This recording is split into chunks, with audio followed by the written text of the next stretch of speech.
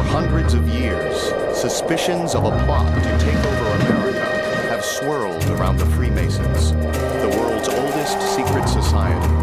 Freemasons led the revolution, played critical roles in the Declaration of Independence, the Constitution, the design of our nation's capital. The untold story of the Freemasons in America reveals secret codes, patterns taken from the stars, murder, and a radically new picture of the nation's founding fathers.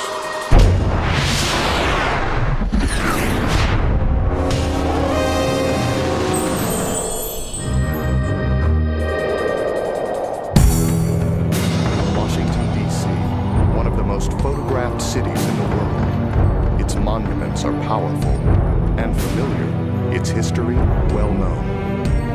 Or is it?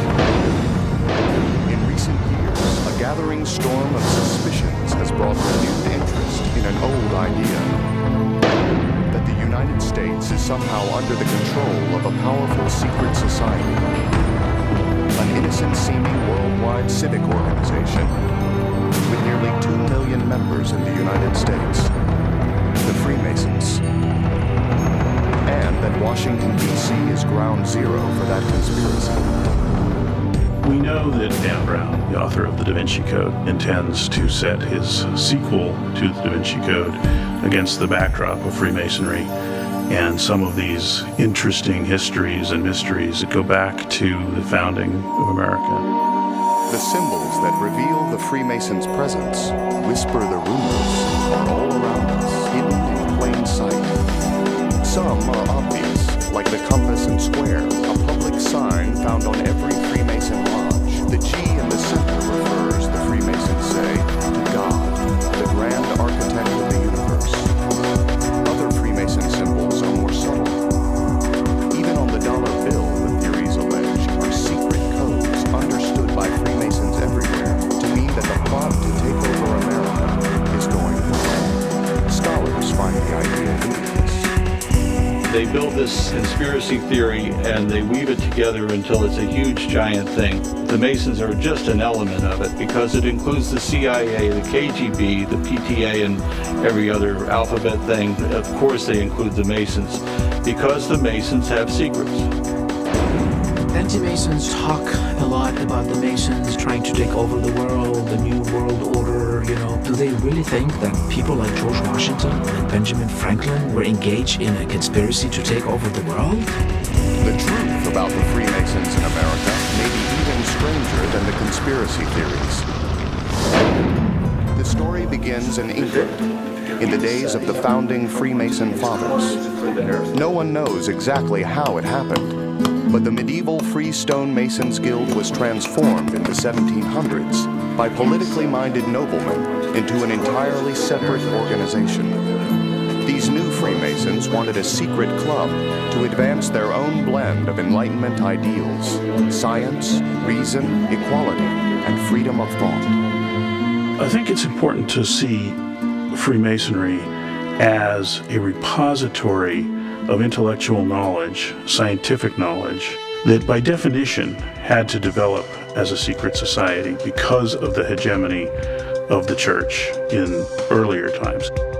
In the late 1730s, the Pope issues a papal bull stating that Roman Catholics cannot join the fraternity because Freemasonry at its heart is about breaking down religious barriers. It's bringing together people of different religious origins. And for people who believe that the church is the center of things and that other organizations dilute it, Freemasonry is a frightening kind of thing. It caught like a wildfire because it represented a new way of thinking about the world that was the wave of the future. Great thinkers like Voltaire in France, people like Mozart composing the Magic Flute, which is a Masonic allegory. Adam Smith, David Hume, people we associate with the ideas that then led to the American Revolution.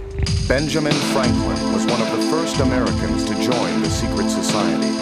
He underwent the bizarre ritual of the Freemason initiation ceremony in Philadelphia in 1731.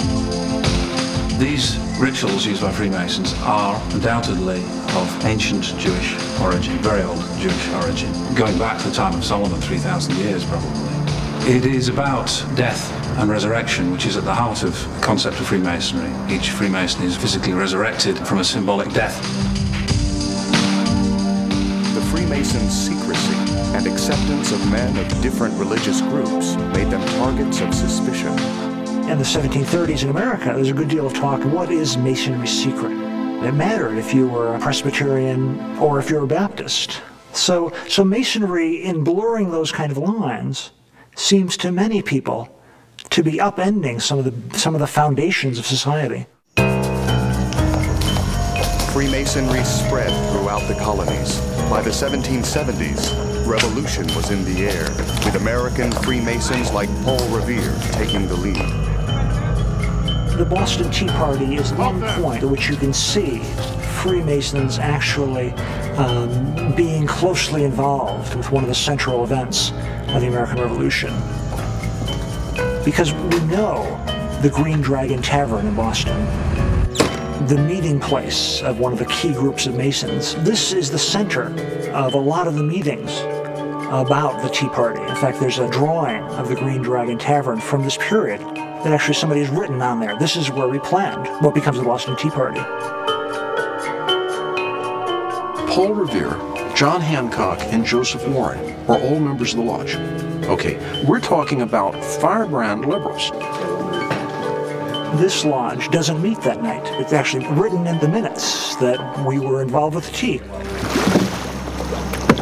One cannot truly understand how the American experiment came to be, how the ideals of the American Revolution flourished, without studying the role of Freemasonry. Masons are dangerous.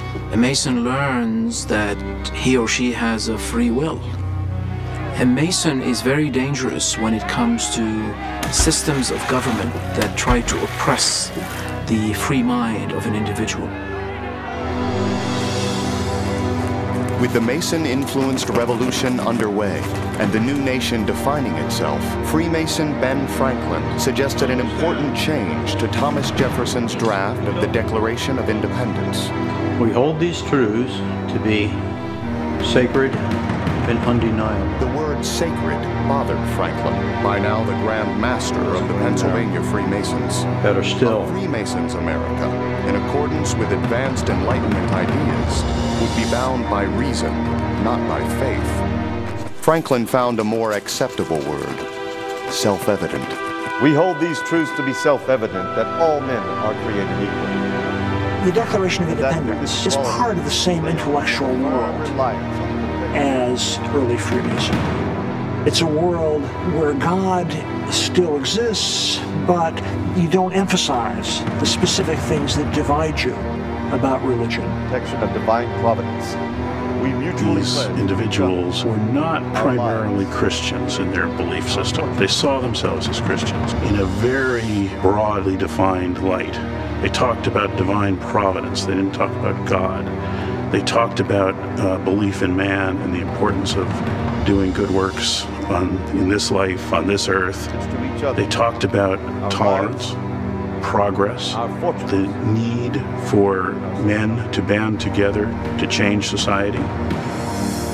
Of the 56 men to sign the Declaration of Independence, 9 were openly Freemasons, including the presiding officer.